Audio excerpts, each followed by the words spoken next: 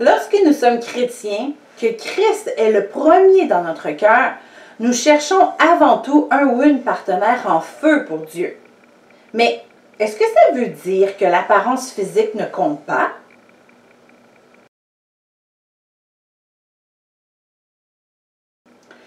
Trop souvent, des chrétiens mariés essaient de jouer aux entremetteurs entre deux célibataires de leur église.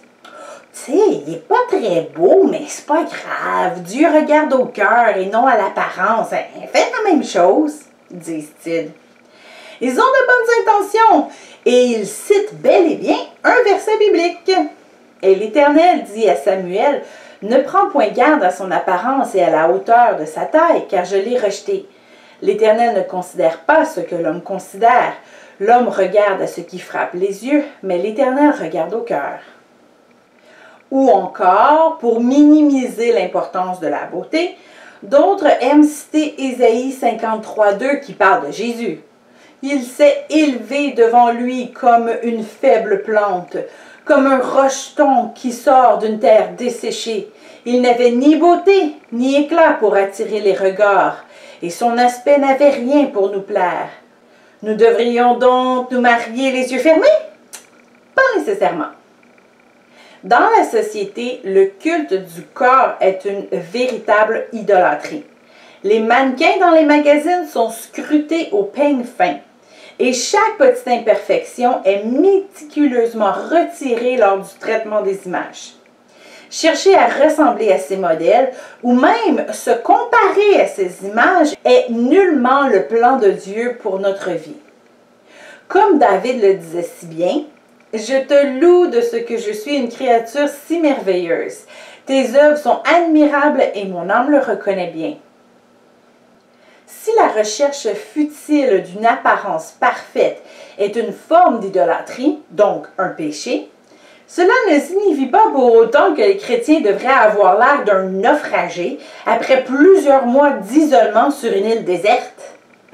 Choisir des vêtements appropriés du siècle présent, prendre une douche, se brosser les dents, c'est un minimum que tout le monde peut faire. Se mettre beau ou belle signifie de faire un effort pour être à notre avantage.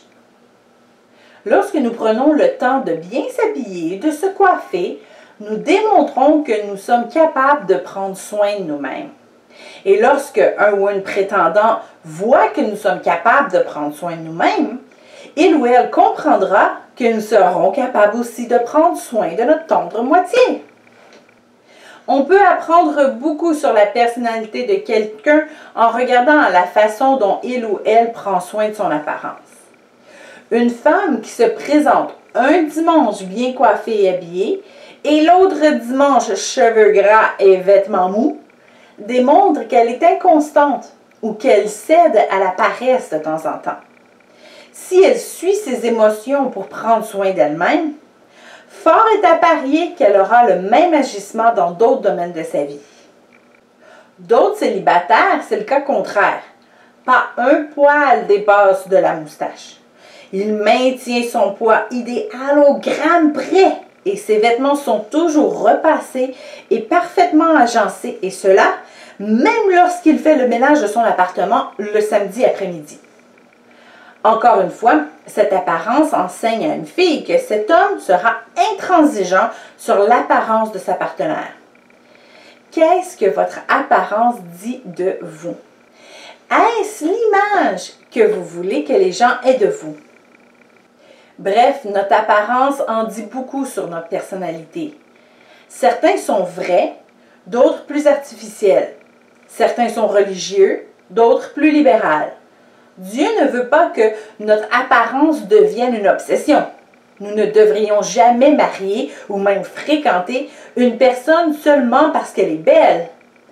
Les fleurs finissent tous par se flétrir. La beauté de la jeunesse disparaîtra éventuellement.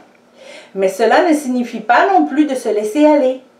Après tout, nous représentons le roi des rois. Nous avons tous des préférences en termes d'apparence. Et il n'y a rien de mal à ça. Il serait toutefois essentiel de remettre ces préférences dans les mains de Dieu. Si votre Père céleste a un partenaire idéal à vous proposer, soyez ouvert. Après quelques discussions avec la personne, vos critères de beauté sembleront peut-être beaucoup moins importants. Mais ne vous forcez pas non plus dans une relation avec une personne qui vous dégoûte. De même, ne soyez pas offensé si votre style ne plaît pas à la personne qui fait battre votre cœur. Si vous avez des défauts à changer, allez-y. Mais faites-le pour votre propre bien et non pas pour essayer de convaincre l'autre de vous aimer. Ce serait une forme de manipulation et encore là, ce n'est pas un comportement d'enfant de Dieu. Prenez bien soin de vous et si votre style ne plaît pas à une autre personne, c'est son choix.